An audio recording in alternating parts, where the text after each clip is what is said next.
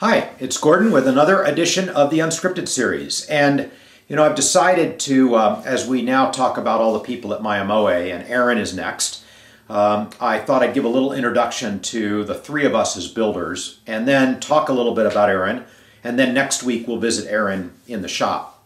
So, just in terms of building, I think of what Ben and Carrie, Nicole, and Heather do as parts. They are inputs to the build process. And Shar and Aaron and I build in the shop. It's funny, the other day I got an inquiry from somebody and they said, if I paid you all up front, could I get my ukulele faster? And I said, well, we're the ones that build them. We've put you in the schedule the best that we can.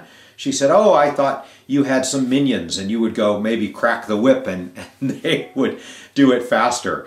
So anyway, the fact is that when it comes to building in the shop, I think of Shar and Aaron and I, we're the three builders. And Shar and I work together in the shop, and we work early in the morning. We work from 3 or 4 in the morning till about 8 or 9 in the morning. And then Aaron comes in, and Aaron works from about 9 to 5, plus or minus. And Shar and I have other responsibilities that I'll talk about later. Aaron's responsibilities when it comes to Mya-Moe are nearly entirely building. And in addition, he does some demo videos and repair work.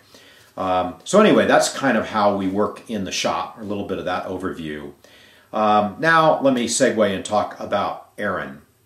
We are so lucky to have Aaron. It started with him coming here on a vacation and saying, let's build a ukulele together. We thought that would be fun. And then he started building some traditions for us out of his shop in Colorado, and then about a year ago, a little more than that, in early 2012, he moved to Hood River and works here now a full-time job and 100% of the time. And we all work out of the same shop. I once took a course and it was called Behind the Resume, and the premise of it was fascinating.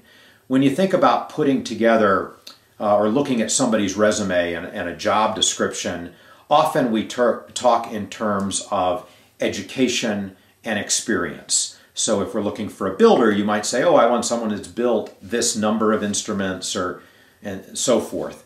Things that you can quantify. And yet, in this workshop, there was a bunch of us at the same company, and they said, think of the person that you value most around you and write down what it is you value about them. And it was not experience. It was all characteristics. The things that aren't mentioned in the resume. The things that are harder to quantify. And the fact is that when it comes to building, I believe that we can teach nearly anybody to build, and to build well if they have the right set of personal characteristics. Shar started out without any building experience or woodworking experience, and at this point, I may be biased, but I think she is one of the most accomplished builders on earth, literally on earth, man or woman. And Aaron came to us with some building experience, very little classical woodworking experience, but the perfect set of characteristics. So what is it about Aaron that Shar and I value so much? Well, first, it's hard to work for us. Our standards are impossibly high. That's one thing. Secondly, if you think about what has to be done at the Mya-Moe shop, you need to meet 2 characteristics every day. One is you need to get everything done that you're scheduled to get done. There is no room in our schedule for slipping or saying, well, I'm going home. I'm done for the day, or I've got an appointment. You've got to do what is on your schedule for that day. And it has to be done perfectly. Playability, acoustics, and aesthetics. So it's those 2 things, perfection and schedule, that both have to be met. Very few people are actually capable of having that sort of focus and attention. Never has Aaron said to us, I'm tired for the day, or I'm going to go home, or I'm going to finish this tomorrow. He always finishes. He understands you, the owner, and what you want. As a musician, he has empathy with that, and that's what he delivers. In addition, I used to say Aaron had the hardest job in the shop a year ago. Now I think it's Shar. I'll talk about that when I come to her. But a year ago, Aaron had to, from day one, deal with every different variation that we produce. 5 different sizes, 6 different models, a myriad of options. And from day one, Aaron had to aggregate all those in his mind, understand our process, understand those different models, and know how to deal with them. And he did that, and he did that remarkably well.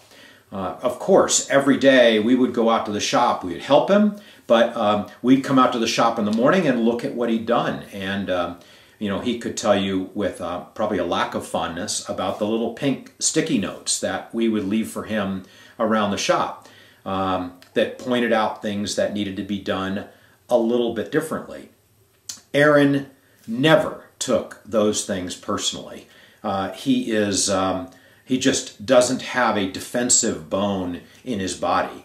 So we felt that we could push him pretty hard and pretty fast, and I think that allowed him to come up to speed more quickly and understand, you know, what we needed and the demands of it. If you're going to work at Mya-Moe and you're going to do what we do, hand-build instruments, then everything has to be as perfect as possible, and it has to be consistently perfect. I think achieving perfection once is not that tough. Achieving it every day, every hour, every minute, that is demanding. And again, there aren't a lot of people that could, you know, weather those sorts of demands, but Aaron did. And I think that lastly, among the characteristics that I would point out of anybody, if someone were going to come to me and say, can you teach me how to build? I would say, you know, you have to want it, and you have to want it badly, because it's going to be tough. There's going to be days where you are down, where you are upset about what you've done. You're not meeting your own standards. You think it's amateur hour.